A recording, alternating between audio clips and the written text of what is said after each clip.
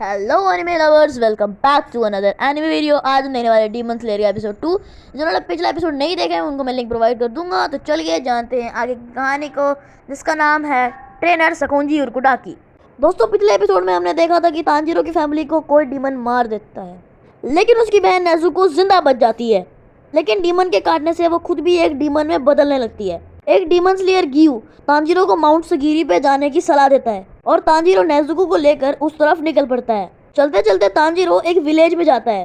Tanjiro basket बनाने के लिए कुछ बैम्बू की जरूरत थी, इसीलिए वो एक फार्मर के पास जाता है और उनकी पुरानी बास्केट और बैम्बू के बारे में पूछता है। फार्मर कहता है कि तुम मुझे ले जा सकते हो, वैसे भी वो मेरे किसी काम की नहीं है। अब तांजीरो इस सामान के लिए फार्मर को पैसे देने की जिद करता है। फार्मर उसे बहुत मना करता है, लेकिन फिर भी तांजीरो उस फार्मर के हाथ में पैसे पकड़ा के चल देता है। फिर हम देखते हैं कि तांजीरो एक गुफा में नेजुको को आवाज देकर बुलाता है, लेकिन नेजुको डर के मारे जमीन में होल करके उसमें बैठी हुई थी। तांजीरो देखता है कि नेजुको काफी डरी हुई है और वो धूप में बिल्कुल भी नहीं आना चाहती, क्योंकि जैसे ही किसी डीमन पर सूरज की रोशनी पड़ती है वो मारा जाता है। पर तांजीरो उस बास्केट को रिपेयर करता है। तांजीरो चाहता था कि नेजुको इस बास्केट के अंदर बैठ जाए ताकि वो उसे कंधे पर उठाकर दिन में भी अपना सफर जारी रख सके। तांजीरो नेजुको से पूछता है कि क्या तुम इस बास्केट के अंदर आ सकती हो, लेकिन ऐसा लगता है कि नेजुको कुछ समझ नहीं पा रही थी। और फिर जब नेजुको उस बास्केट में जाती है तो बास्केट छोटी पड़ जाती है। फिर तांजीरो कहता है कि नेजुको, तुम्हें याद है जैसे पिछली रात को बड़ी हो गई थी, तो क्या तुम इसका ऑपोजिट करके छोटी हो सकती हो? और ये तरीका काम भी कर जाता है और नेजुको अपने शरीर को छोटा करके बास्केट में फिट हो जाती है। उसके बाद तांजीरो उस बास्केट को उठाकर चलने लगता है। आगे रास्ते में तांजीरो को एक औरत दिखाई देती है जो तांजीरो को माउंट सगीरी तक जाने का रास्ता बताती है, और ये भी कि उन्हें रात में सफर नहीं करना चाहिए क्योंकि इस इलाके में पहले ही कई लोग लापता हो चुके हैं। ये सुन के तांजीरो कहता है कि मैं अपना ख्याल रख लूंगा, आपका शुक्रिया। कुछ देर बाद रात हो जाती है और जंगल में चलते चलते तांजीरो और नेजुको को एक टेंपल दिखता है जहाँ पे लाइट जल रही होती है। फिर तांजीरो उस टेंपल में जाने का फैसला लेता है, लेकिन तभी तांजीरो को खून की स्मेल आती है। वो घबरा जाता है और नेजुको का हाथ पकड़ के टेंपल की तरफ भागता है और डोर खोल के पूछता है कि क्या आप सब ठीक हो, और अंदर का नज़ारा देख के दंग रह जाता है, क्योंकि वहाँ के लोगों पर डीमन ने अटैक किया था और उन्हें मार दिया था और अब वो उनका मांस खा रहा था। तभी उसकी नज़र तांजीरो और नेजुको पर जाती है। वो डीमन उनको वार्निंग देता है कि ये उसका इलाका है और उसके इलाके में आने वाले को उसकी कीमत चुकानी पड़ेगी। और इतना सारा ब्लड देखकर इतना सारा नेजुको की भी लाट टपकने लगती है।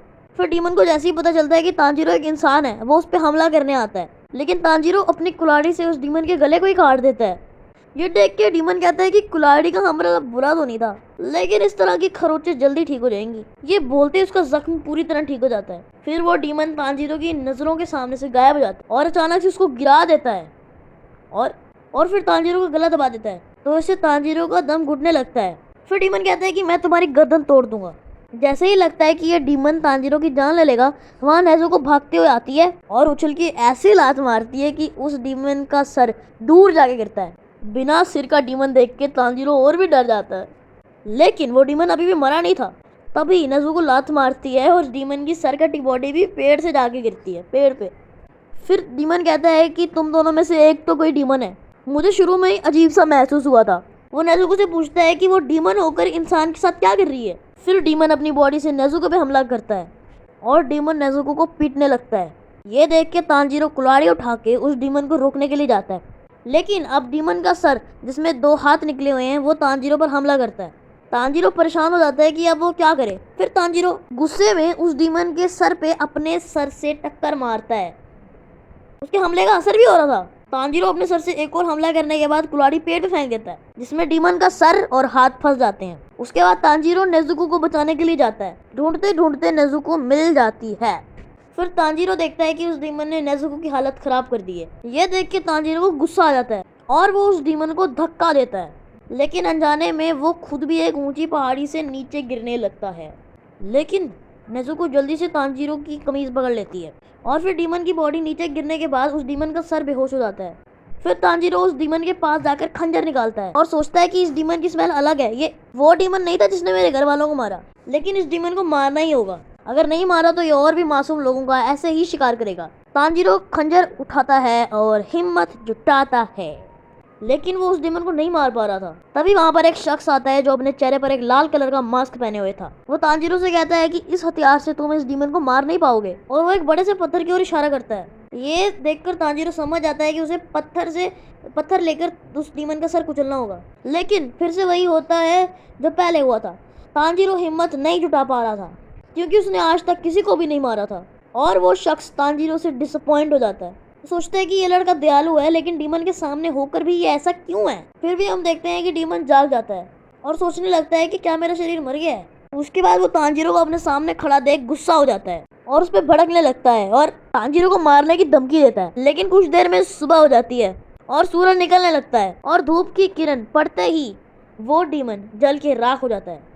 फिर तांजीरो नेजुको को ढूंढने लगता है क्योंकि वो आसपास नहीं थी। वो भागता हुआ टेंपल में जाता है तो वो देखता है कि नेजुको पहले ही बास्केट के अंदर बैठ गई थी। उसके बाद वो देखता है कि उस मास्क वाले शख्स ने उन मरे हुए लोगों को दफना दिया था। उसके बाद वो शख्स अपना नाम बताता है। उसका नाम है सकोंजी उरगोडाकी। ये वही शख्स है जिसे तांजीरो ढूंढ रहा था। आगे सकोंजी कहता है कि गियो टोमियोका ने तुम्हें यहाँ भेजा है। तांजीरो हाँ कहता है और उसे अपना और नेजुको का नाम बताता है। तांजीरो और कुछ बोलने वाला तभी सकोंजी बोलता है कि तांजीरो तुम क्या करोगे, तुम्हारी बहन इंसानों को खाना शुरू कर देगी। तब तांजीरो ये सुन के चौंक जाता है और सोच में पड़ जाता है कि क्या जवाब दिया जाए। तभी सकोंजी तांजीरो को एक जोरदार थप्पड़ मारता है और सकोंजी कहता है कि तुम मेरी बात का जवाब इसलिए नहीं दे पाए क्योंकि तुम्हारी फैसला लेने की शक्ति बहुत स्लो है, इसलिए तुम सुबह होने तक एक डीमन को नहीं मार पाए।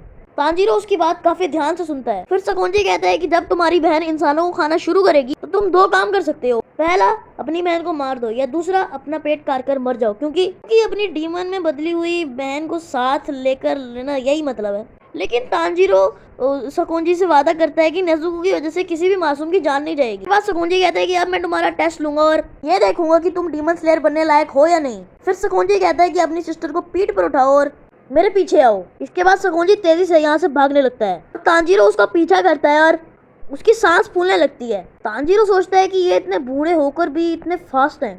साथ ही तांजीरो सकोंजी के कदमों की आवाज भी नहीं सुन पा रहा था। तांजीरो नेजुको से सब्र रखने को कहता है क्योंकि नेजुको को बास्केट में काफी झटके लग रहे होंगे। फिर हमें एक फ्लैशबैक दिखाया जाता है जहाँ नेजुको अपना किमोनो ड्रेस सील रही होती है। तांजीरो कहता है कि अब तुम्हारे लिए एक नया किमोनो खरीद लेना चाहिए, लेकिन नेजुको जो होती है वो मना कर देती है और ये कहती है कि ये किमोनो मेरा फेवरेट है और ड्रेस लेने से अच्छा है कि अपने भाई बहनों को पेट भर के खाना खिलाना चाहिए। तांजीरो नेजुको से प्रॉमिस करता है कि वो उसको वापस इंसान बना देगा और उसके लिए नया किमोनो भी खरीद के देगा। कुछ देर तक भागने के बाद वो टेंपल पर आकर रुकते हैं। फिर तांजीरो सकोंजी से थकी हुई हालत में पूछता है कि मैंने टेस्ट पास कर लिया ना। इस पर सकोंजी कहता है कि अभी तो टेस्ट शुरू भी नहीं हुआ है और हमें माउंटेन की चढ़ाई करने जाना है। फिर तांजीरो अपनी बहन को सुनाता है। उसके बाद दोनों एक बहुत ऊंचे माउंट पर चढ़ते हैं जिस पर चढ़ने में ही तांजीरो की हालत खराब हो गई थी। सकोंजी तांजीरो से कहता है कि उसे अकेले पहाड़ के नीचे वाले घर तक वापस आना है। अगर उसने ये सुबह होने से पहले कर लिया तो वो ये टेस्ट पास कर लेगा। ये बोलकर सकोंजी बर्फीली हवा में गायब हो जाता है।